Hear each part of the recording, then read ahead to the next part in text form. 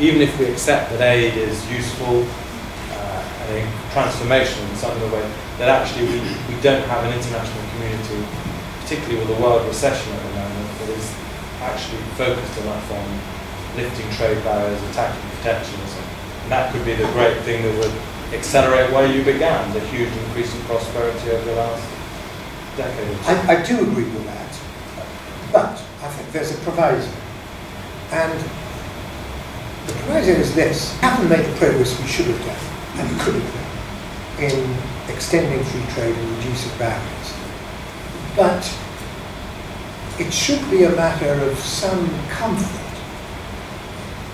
And it's slightly to my surprise, previous worldwide recessions have seen a much, much greater introduction of protectionism, resort to protectionism, than we've seen this time round.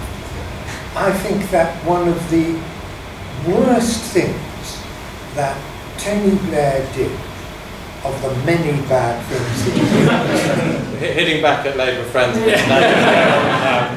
was to extend the life of the Common Agricultural Policy. He could have vetoed that.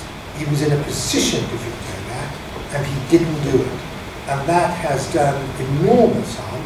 That's one of the reasons why we haven't had a successful Doha round of international trade agreements. And you're absolutely right. Had we had that round, had it not been blocked, not entirely to be fair, but quite largely by the European Union's insistence on the Common Agricultural Policy, then the world would be a much more prosperous place today than it is. If you think of international summits, they're nearly always dominated by Gleneagles, the aid commitment, most of which the countries haven't met. We've had Copenhagen, climate change.